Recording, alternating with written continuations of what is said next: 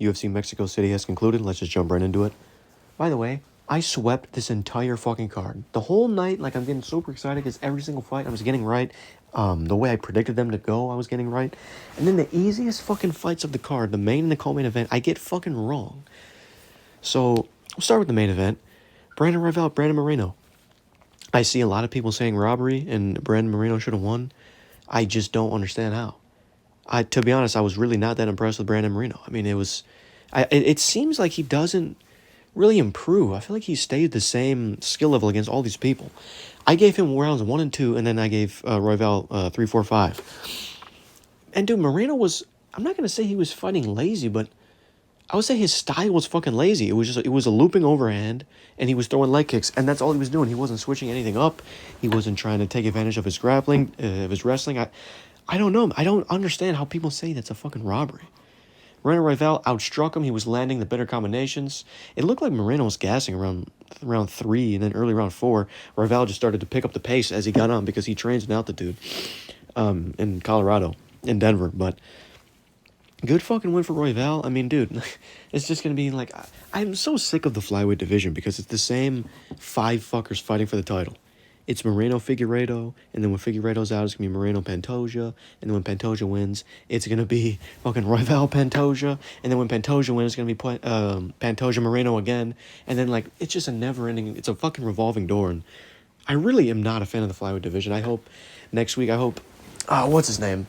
Makayev goes crazy. I hope he gets, like, a first-round KO submission, and then...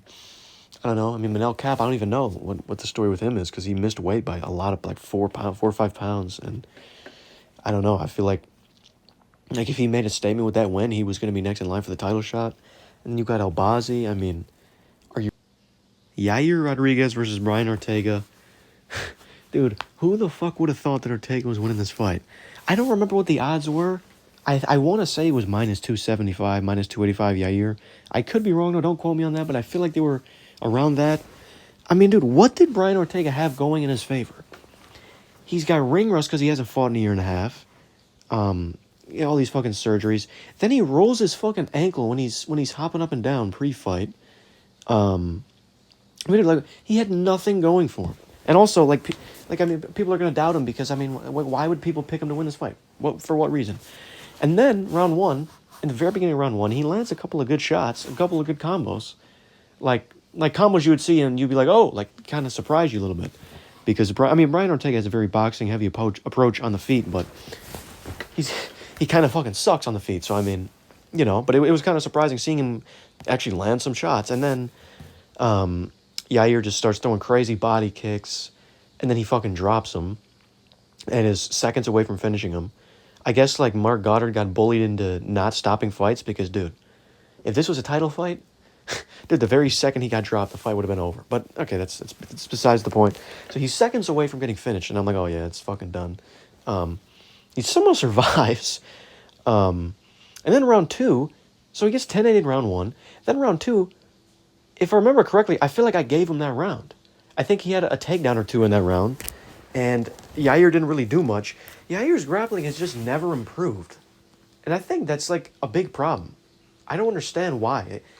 Like, he has been taken down, I think, in all of his fucking losses. Like, Frankie was taking him down, kind of out-grappling him.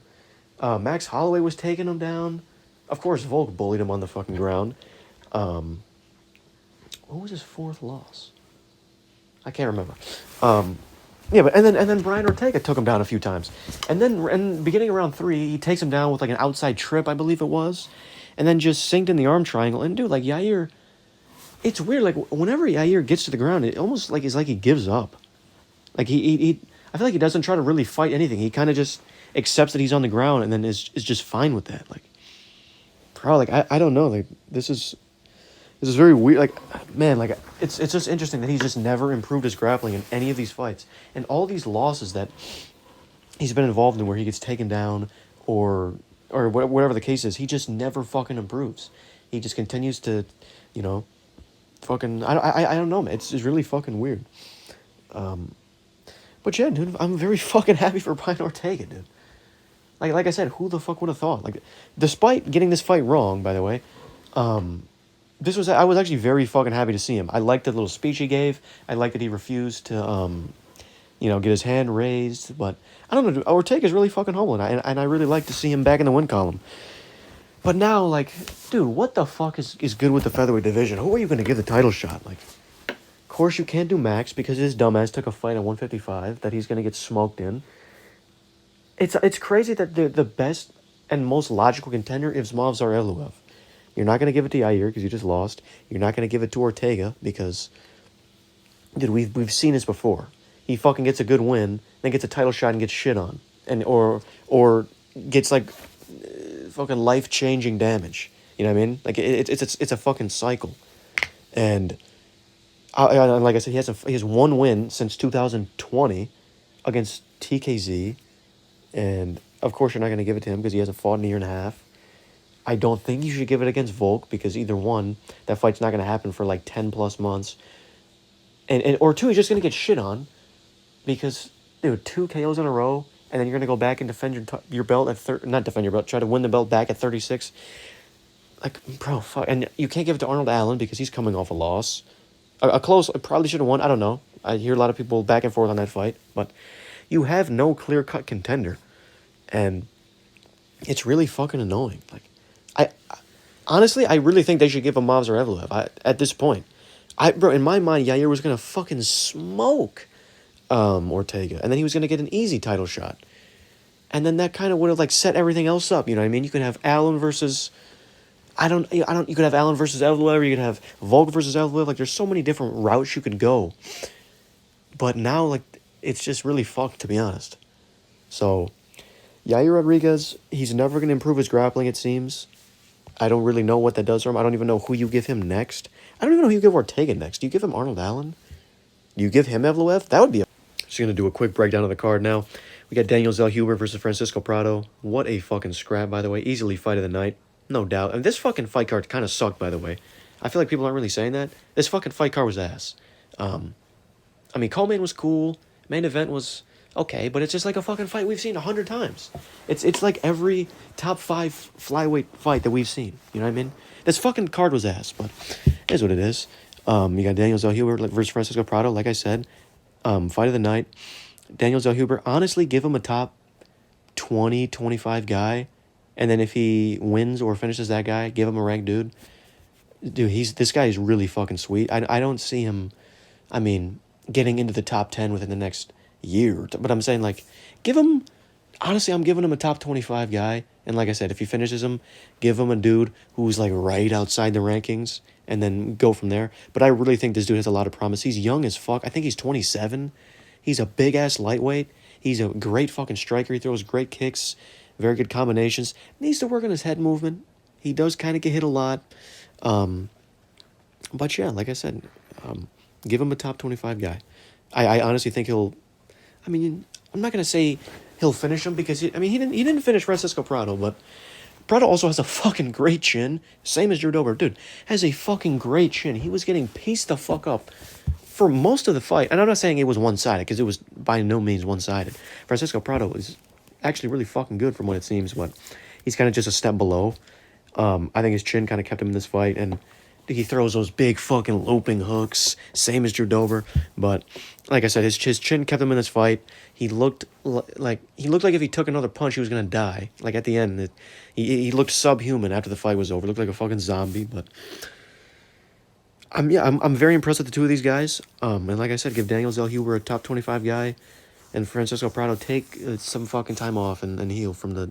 You probably got like a couple years taken off your life with that fight. Manuel Torres versus Christian Quinones versus Raoni Barcelos. This fucking fight was very poor, very lackluster, very boring. I got this fight right. I believe I said Barcelos by decision or round 3 finish. Yeah, man, Barcelos is back in the win column. Happy for him after getting chinned by Umar and losing another fight to a dude I cannot remember right now. But I detailed that in my last video. Quinones, yeah, I would say he underperformed, but...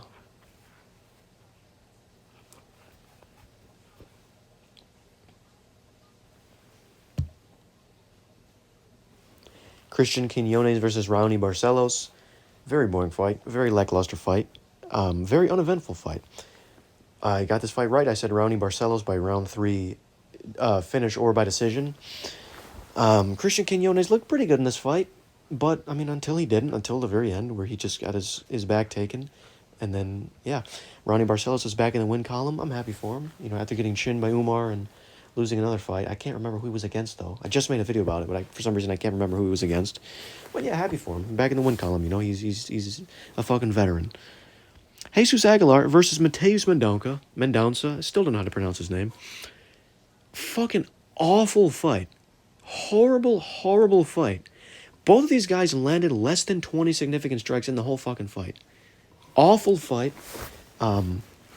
Aguilar, I don't really know where you go from here with Aguilar, because this is a fight that you should have finished and you should have dominated.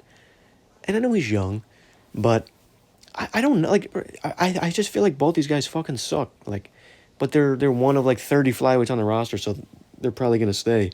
Like Aguilar, I don't even know where you, like, who you give him now.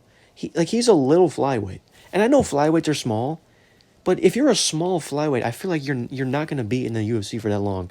And on top of that, he has a 62-inch reach, and he's like 5'3", 5'4". Like, he's a minuscule flyweight. I just don't see how he succeeds.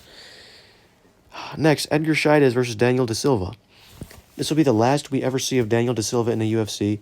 He's just a big risk taker and never is on the better end of any of the risks he takes. He's been finished in all of his fucking fights in the UFC. He's lost all of his fucking fights in the UFC.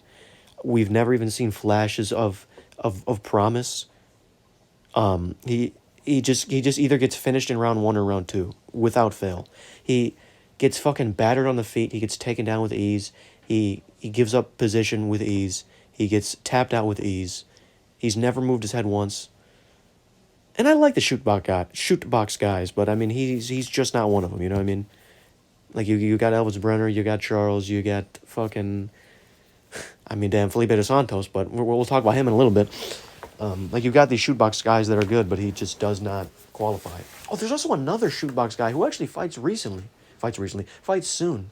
He's only got, I think, 2 fights in the UFC, but they're both wins. I think his name is Daniel Santos. Something Santos. I think is what his name is. Watch out for that guy. Next, Claudio Puelles. I was saying Puelles. Claudio Puelles versus Fares Ziam. This was a pretty interesting decision because I had no idea how they were going to score this fight. I'm pretty sure, like, it was a split decision. I think Puelles, one judge had him, like, 29-28, and then I think a judge had a 30-27 Ziam. I feel like this fight was really fucking close and really hard to predict. Puelles was just fucking dominating him on the ground, like, taking him down at will. He was taking him down from far away. He was telegraphing the fuck out of his takedowns, but that wasn't stopping him. Fares Ziam, he had a moment where he almost finished him. I want to say it was round 1. He fucking, or was it the other way around? No. Ziam knocked him down and almost finished him, but then he kind of survived, and he lost round 1. And then I want to say he won round 2, and then I guess they gave Ziam round 3. Round 3 was pretty close. I mean, both these guys aren't, like, really that good, but Puelles actually looked pretty damn good for his last fight, 1 being a while ago, and 2 having taken a fucking beating. Next, Luis Rodriguez versus Denis Bondar. I don't think I swept the entire card. I think I did get this fight wrong. I picked Denis Bondar, as well as a lot of people. Just did a dumbass, I don't even know how to word it, just kind of fucked himself over, and then eventually just got tapped. And it was completely his fault. He was winning the fight, and then he just puts himself in harm's way for no reason. Victor Altamirano versus Felipe Dos Santos. Now, I see people saying that Felipe Dos Santos got fraud checked. I'm not going to go that far, but this happens a lot when you have people that, like, in their first fight in the UFC that is like on short notice against a good name. Like, they'll look good, you know, they're not going to win, but they'll look good, and then the next fight they get fucking shit on or they just underperform. This is nothing we've never seen before. So I'm not going to say it's a fraud check. However, I'm going to be keeping an eye on him for his next fight, and if he loses or just performs really poorly in his next fight, One, I'm going to be very upset because this dude looked electric as fuck, and he looked like the future of the damn division in his fight against Manel Cop. But I don't know. It was an okay win. And next we got Eric Silva versus Muhammad Naimov.